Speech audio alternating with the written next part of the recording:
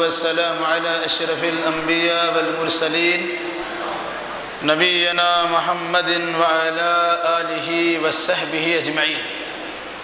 أعوذ بالله من الشيطان الرجيم. بسم الله الرحمن الرحيم. الحمد لله الذي أنزل على عبده الكتاب ولم يجعل له عوجا قيما لينذر بأسا شديدا من لدنه ويبشر المؤمنين الذين يعملون الصالحات أن لهم أجرا حسنا. سبحانك لا علم لنا إلا ما علمتنا إنك أنت العليم الحكيم. رب اشرح لي صدري ويسر لي أمري واحلل عقدة من لساني يفقهوا قولي. رب زدني علما. قرآن سے متعلق تفصیلی بیانات آپ کے سامنے آ رہے ہیں. آج بھی اسی قرآن سے متعلق کچھ اہم باتیں آپ کے سامنے رکھی جائیں گی. قرآن اللہ کی آخری کتاب ہے جو بالکل ہی واضح ہے، جس میں کسی قسم کا ایچ پیچ نہیں ہے. قرآن ایک ایسی کتاب ہے جو مبنی بر صداقت ہے، سچی باتوں پر مشتمل ہے اور بڑے سیدھے انداز میں بات کو یہ بیان کرتا ہے. اس میں کہیں بھی ایچ پیچ نہیں ہے، کہیں بھی ٹیڑھ پن نہیں ہے. ہاں، اگر کسی انسان کا دل ہی ٹیڑھا ہو جائے تو ایک الگ سی بات ہے. قرآن نے باضابطہ اعلان کیا ہے الحمدللہ الذی انزل علی عبدہ الکتاب ولم یجعل لہ عوجا قیما. اللہ نے خود اپنی تعریف کی ہے. ساری تعریف اللہ کے لیے جس اللہ نے اپنے بندہ خاص محمد الرسول اللہ صلی اللہ علیہ وسلم پر ایک ایسی کتاب نازل کی ہے جس کتاب میں کوئی کجی نہیں رکھی ہے، بلکہ وہ کتاب قیمن سیدھے راستے کو دکھانے والی اور سیدھی راہ چلانے والی. قرآن کو اللہ نے زیغ و زلال سے پاک قرار دیا، ٹیڑھ پن سے اور کجی سے مبرہ اور بری ذمہ قرار دیا. کیوں؟ کہ عام و خاص، عوام و خواص کی ہدایت کے لیے اس کتاب کو نازل کیا گیا. اگر اس میں ٹیڑھ پیدا کر دیا جائے یا کجی پیدا کر دیا جائے تو اس سے ہدایت و رہنمائی حاصل کرنا مشکل ہو جائے گا. چونکہ عربی انسان جانتا ہو یا نہ جانتا ہو، ان تمام کے لیے اس کتاب کو اللہ نے ہدایت کا سرچشمہ قرار دیا. چونکہ کتاب پوری دنیا کے لوگوں کے لیے ہے اور ساتھ ساتھ بلسان عربی مبین بھی ہے، واضح عربی زبان میں. تبیان لکل شیء بھی اس قرآن مقدس نے بیان کیا کہ ہر چیز کا بیان بڑی وضاحت سے کرتا ہے. یہ ہر چیز کا بیان آدمی کو روشنی میں رکھ کے کرتا ہے، اسے ڈارک میں اندھیرا میں نہیں رکھتا ہے. اب جو انسان ہدایت قبول کرنا چاہے تو روشنی سمجھ کے ہدایت قبول کرے، اور جو چاہے گمراہی اختیار کرنا چاہے وہ اس کی گمراہی کا معاملہ اس کے ساتھ. قرآن نے کیا کہا؟ جس کتاب میں اللہ نے کسی قسم کی کجی نہیں رکھی، وَلَمْ يَجْعَلْ لَهُ عِوَجًا. عِوَجًا کا مطلب ٹیڑھ، ایک راستہ سیدھا ہو، انسان بڑی آسانی کے ساتھ منزل مقصود تک پہنچ جاتا ہے. اس راستے میں اگر ٹیڑھا باقا اس طرح سے کچھ اور میں موڑ آتے رہے تو انسان اگر سواری کے ساتھ جاتا ہے تب بھی اس کے پہنچنے میں تاخیر ہوگی.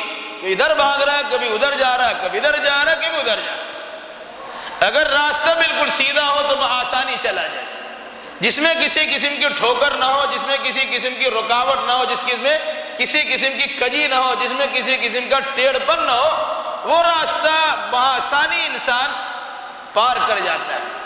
قرآن اسی انداز سے بیان کیا ہے وَلَمْ يَجْعَلْ لَهُ عِوَجًا. اس میں موڑ نہیں ہے، اس میں ٹیڑھ نہیں ہے، اس میں کجی نہیں ہے، اس میں نیچے اوپر گڈھا اوپر کا معاملہ نہیں ہے، بالکل مسطح سیدھا سیدھا راستہ ہے اور صراط مستقیم.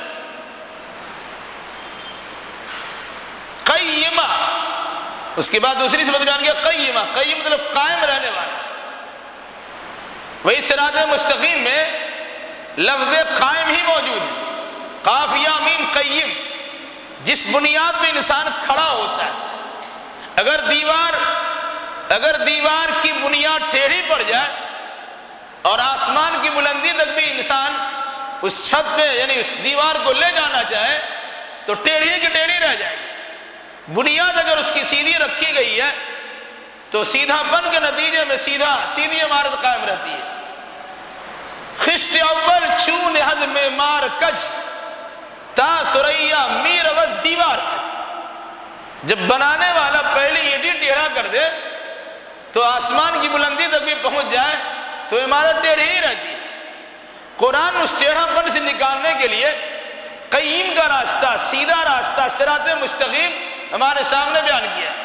اس صراط مستقیم پر چلنے میں کسی قسم کی دشواری نہ ہو، اس لحاظ سے اس کی صفت بتائی گئی کہ جس میں کوئی عوج نہیں ہے، جس میں کوئی ٹیڑھ نہیں ہے، جس میں کوئی کجی نہیں ہے۔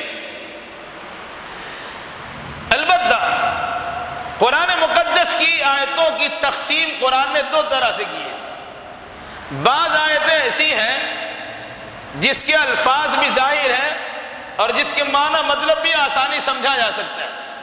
قرآن مقدس نے ایسی آیتوں کو آیات محکمات کہا ہے جس کے معنی مطلب بھی واضح ہے اور جس کی آیتیں بھی محکم بالدلائل ہیں، کسی بھی اعتبار سے اس کی تردید نہیں ہو سکتی۔ البتہ کچھ آیتیں قرآن مقدس کی متشابہات ہیں۔ ان آیات متشابہات میں عام انسان کو پڑھنے کی یاد نہیں ہے، صرف یہ کہہ دیا گیا اس پر ایمان لے آؤ کہ اللہ کی جانب سے ہے۔ جو آیات محکمات ہیں ہن ام الکتاب، وہی اصلی کتاب ہے، اس پر ایمان لانا بھی ضروری ہے، اس کا سمجھنا بھی ضروری ہے، اس پر عمل کرنا بھی ضروری ہے۔ البتہ جو آیتیں متشابہات ہیں اس کا سمجھنا بھی ضروری نہیں، اس پر عمل کرنا بھی کوئی مسئلہ نہیں، صرف ایمان لانا اس پر ضروری ہے۔ جیسے الف لام میم، یہ آیات متشابہات میں سے ہیں، یہ حروف مقطعات وہ حصہ آیات متشابہات کا ہے، ہم اس کا معنی مطلب نہیں سمجھتے۔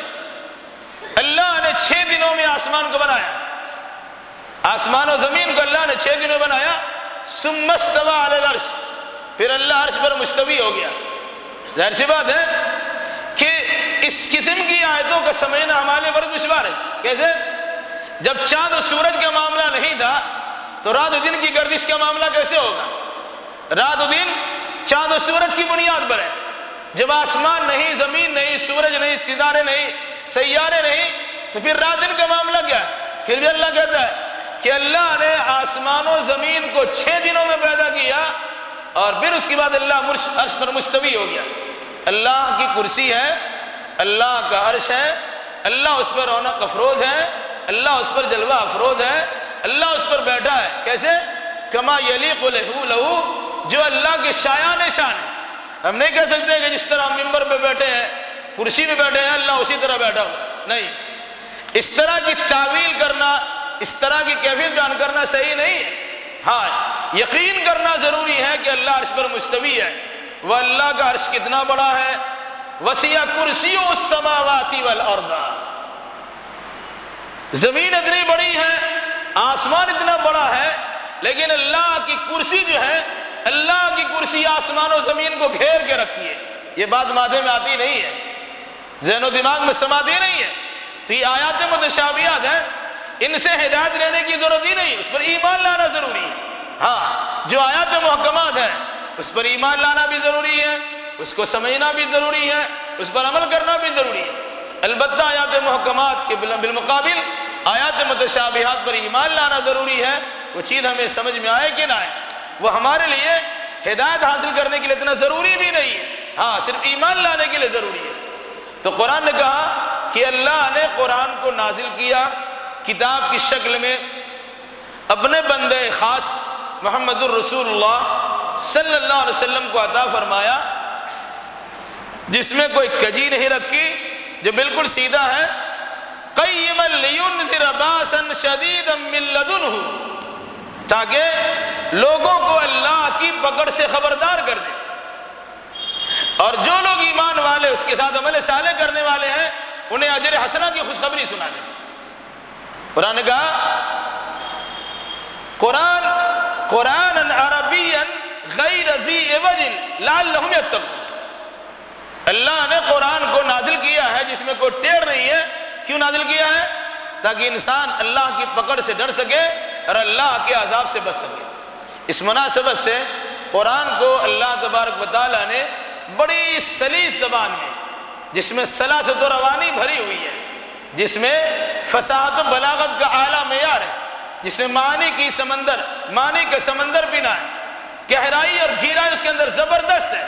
جو انسان جتنا اس کے اندر غوطہ زنی کرے گا اتنی زیادہ ہیرے جواہرات کو وہاں سے حاصل کر سکتا ہے، ہدایت اور رشد کے دولت سے مالا مال ہو سکتا ہے۔ شرط یہ ہے کہ وہ انسان بسم اللہ پڑھے اور اس سے پہلے اعوذ باللہ پڑھے۔ مطلب کیا ہوتا ہے؟ اللہ کی پناہ میں آ کر، شیطان مردود سے اللہ کی پناہ میں آ کر اور اللہ رحمان و رحیم کی مدد کے ساتھ اگر قرآن مقدس کی تلاوت کرے گا تو ضرور بھی ضرور اللہ تبارک و تعالیٰ ایسے انسان کو دولت ایمانی سے مالا مال کرے گا۔ اور اگر کوئی انسان شیطان کے ہتھے چڑھ جائے گا، شیطان کا ہتھ کنڈا بن جائے گا، اللہ سے خود بے نیاز ہو جائے گا اور اپنے آپ کو قرآن کو منمانی طریقے سے سمجھنا شروع کر دے گا، تو پھر وہ انسان قرآن سے ہدایت لینے کے بجائے گمراہی کے دلدل میں پڑ جائے گا۔ قرآن کہتا ہے یضل بہ کثیرا ویہدی بہ کثیرا۔